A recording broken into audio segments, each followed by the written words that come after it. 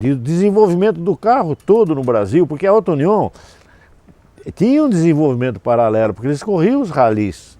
E os ralis, é mais ou menos, nossas corridas eram mais ou menos rali, tá certo? Não era, vamos dizer, corrida muito diferente. E na realidade nós tivemos um desenvolvimento, até porque nós éramos considerados bicho lá fora e mostramos que não éramos bicho, pô. Nós andamos na frente, a Serva Ribeiro mandou vir os melhores motores na época da Alemanha, que era do Mitter. E nós andamos na frente aqui no Brasil, do carro da Serva Ribeiro com o motor Mitter e nós com o motor feito no Brasil. Agora, como é que era essa situação de chacoalhar o carro para que o óleo de rícino misturasse com a gasolina? E outra coisa, reza a lenda, inclusive colocada aí pelos amantes do automobilismo, que só você, né, e o Bird e o Jorge conseguiam fazer funcional. Com as dificuldades que vocês tinham. Mas como é que era chacoalhar o carro para poder misturar o óleo de rícino com a gasolina? Como é que era isso? O carro... Havia uma técnica específica? Havia, porque nós usávamos um óleo Castrol R, o Castrol R é um óleo que tem componente de rícino, que é um excepcional lubrificante. Sim. Mas ele não tinha um mixing, assim, ele não se misturava tão bem com a gasolina. Com a gasolina. Então, ele separava. Se você deixasse, por exemplo, uma hora parado o carro, separava e a bomba ia chupar só o quê? Só o óleo. Só o óleo. Entende? Aí encharcava a vela, esse negócio todo. Então tinha que balançar o negócio e a gente saía, balançava na pista uma também. Para poder sair. É interessante, umas coisas muito interessantes com relação a essa história que muita gente fala. Quem conhece sabe, e quando nós que estamos agora vivendo essa história, nos deparamos com DKVs andando no final da reta em Interlagos a mais de 200 por hora, e nós sabemos, eu digo nós, o senhor viveu isso, o Bird e tantos outros, nós sabemos que é verdade, mas às vezes contar que o DKV andava empurrando as Corvettes no final da reta de Interlagos a mais de 200 por hora, como é que se conseguia, né? Dentro disso que acontecia, esse trabalho fantástico de motor, enfim, para trazer esse carro para andar junto, por exemplo, com a Corvette, como eu citei, num circuito como Interlagos. A Vermag teve uma coisa que foi a primeira fábrica, vamos dizer, em conjunto de desenvolvimento de veículo, que se aproximou muito do ideal, ou muito do máximo que podia tirar. E na realidade era um conjunto de pessoas que, vamos dizer, que ajudavam nisso no departamento de teste, departamento de competições, e nem a gente, que era piloto, acreditava nessa sua pergunta, vamos dizer, como é que conseguia, vamos dizer, fazer isso? Acima dos 200. O carro realmente chegava no fim da reta. Tinha alguma torção no chassi? Se sentia muito a mais de 200? O carro era muito bom. Segurava tudo? O carro era muito bom. Esse carro da Vermag, o que nós fizemos as 1000 milhas, que era rebaixado, com teto cortado, com aerodinâmica, com tudo isso, era um carro muito bom de guiar, era um carro muito seguro, era um carro que a gente se sentia muito, muito bem. A única coisa que a gente tinha que ter, teve um problema muito sério, que eu acho que o Bird deve ter o mesmo que eu tenho. Bom, a gente desenvolveu muito o tórax, porque era duro de segurar aquela direção. Eu me lembro que o Bird, não sei se por qualquer razão, ele acabava, uma 1000 milhas, acabava um jogo de luva. De segurar o volante, segurar, de trabalhar o volante, tá entendendo? Eu também acabava. Mas o carro era muito bem feito, muito bem feito. A gente se sentia seguro, muito seguro. Na essência era um carro fácil de guiar, difícil, ou era trabalhoso só mesmo nesse acerto de manobras, em questão, porque acabar a luva não quer dizer que o carro seja difícil, mas que também dava trabalho, né? Dava trabalho. Mas nós tivemos na equipe Vermag, o Bird deve lembrar, grandes nomes de piloto. Né? Por exemplo, Eugênio Martins, o nosso amigo Suraco na época foi um grande piloto. Ciro Caires, eu tive a honra de correr com o Ciro Caires de dupla também, o Bird e o Ciro, Flávio D'Almese.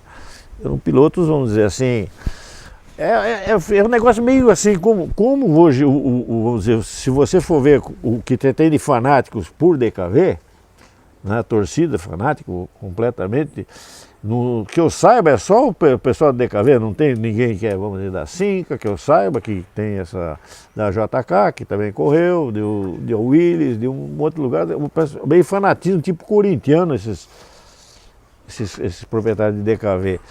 Os pilotos também eram corintianos e, além dos pilotos, os preparadores eram muito corintianos, porque o pessoal chegava... Corintiano fanático. Né? O pessoal chegava, por exemplo, os que trabalhavam no departamento Crispim, Miguel Crispim, que era o mecânico, Sim, o Antônio e mais muitos outros que eu não estou lembrado, Iqueda, né?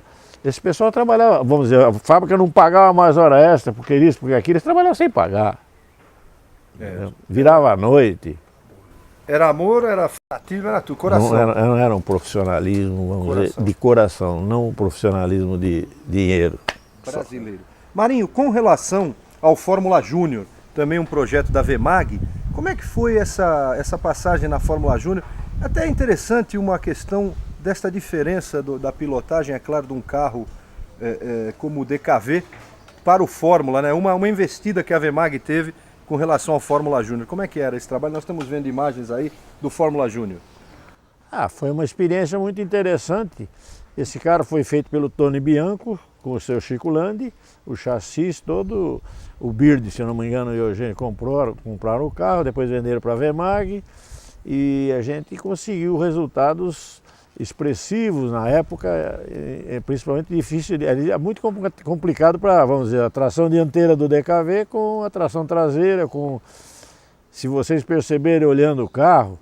Aí é você, né? Sou eu, isso é uma corrida em Araraquara. Araraquara. Nós estávamos em primeiro, estava o seu Chico em segundo, tinha as carreteiras, os Fórmulas Continental atrás.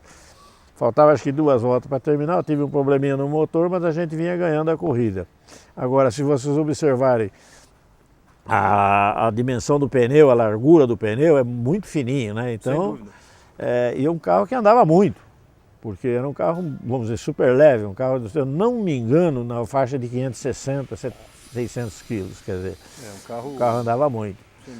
E era muito difícil, sinceramente, de ser pilotado, porque ele era muito rápido de reação. E na verdade você ganhou 3 troféus, né, Vitor? Tivita, um deles em relação à Fórmula Júnior, né, que era o prêmio máximo do automobilismo brasileiro, né, para o melhor piloto, que também é um momento importante, né, da tua carreira, quando você foi laureado aí por 3 vezes com esse troféu, que é o mais importante. É o mais importante troféu para piloto exclusivamente da história do automobilismo brasileiro, né? Eu me sinto bastante satisfeito, reconhecido, orgulhoso, né, porque eu sei que um dos troféus foi de unanimidade de todos os votantes, parece que eram 16 que votaram todos para mim. Então a gente tem 3 troféus, é o melhor do ano, né? Sei lá se a gente mereceu, foi claro mais ou menos. Mereceu. Unanimidade. Satisfeito. Agora, teve uma passagem também, que nós falamos um pouco dos Malzones no início, que com a chegada das Alfas, né, e também do Alpine, a VMAG resolveu, no projeto Malzone, tentar enfrentar de maneira mais equânime aí a Alfa, né, a GTA e o Alpine. Como é que foi também esse trabalho do Malzone, um carro importante também na história do automobilismo brasileiro? Sem dúvida, esse carro é um carro bem mais rápido, bem mais, vamos dizer, como é que eu diria, mais aerodinâmico, um carro mais leve, um carro que a gente conseguiu alguns milagres, eu diria, por exemplo, enfrentar uma GTA, enfrentar um Alpine, enfrentar um Porsche, e a gente conseguiu muito sucesso. Inclusive nós temos um troféu, se eu não me engano, desse carro aí. E esse cara teve uma história, vamos dizer, foi muito importante para mim, por exemplo, que foi uma corrida Curitiba-Apucarana-Curitiba. Curitiba. É uma corrida de estrada, típica inauguração. Corrida de estrada, né, mesmo da época. Inauguração da rodovia do Café. E foi muito perigoso, porque o carro ali não tem limite de velocidade. Sem dúvida. Você pega uma descida, nós fizemos 152 de média horária. 152 de média, com um pouquinho de neblina, com um pouquinho de chuva e um pouquinho de garoa. Nossa. E chegou o Jaime Silva com o Abarth, eu perdi para o Ciro com a Perereca na volta, nos últimos 30 quilômetros, por um defeitinho que deu num condensador também do motor. Mas esse era um carro que, para vocês terem uma ideia, chegava em morro abaixo, a segunda marcha ia 140. A terceira marcha ia 190. E a quarta marcha, era todo escalonado assim. Na descida você passava de 220. Na descida, morro abaixo, entende? Então era muito perigoso, porque a inauguração da rodovia do Café, você não sabia se ia encontrar um trator, se ia encontrar o que você ia encontrar pela frente. Era uma loucura total. De maneira realmente empírica, empírica, exatamente, para chegar. E foi um trajeto longo ainda, até longo, são 350 quilômetros para um lado e 350 para voltar. Quer dizer, vamos falar aqui em números, é o dobro de uma corrida de Fórmula 1. É mais que o dobro. É mais que o dobro. É mais que o dobro. São duas corridas de Fórmula 1 e mais um pouco. Pois é, a distância da corrida. Em corrida, em termos de média horária, eu acho que foi muito alto. Muito alto, 140. 2 horas e 12, 351 quilômetros. Isso nunca mais saiu da minha cabeça. Nossa. Então valeu 2 muito. 2 horas e 12, 351 quilômetros. É muito forte, andando forte. Volto a repetir para você.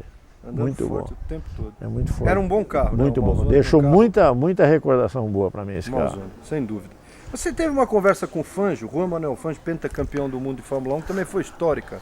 Como é que é essa história do Fangio? O Fangio, inclusive, esteve em São Paulo, aí, na época, na Associação dos Pilotos, participava com vocês de muita coisa. O Fangio era uma pessoa super simples,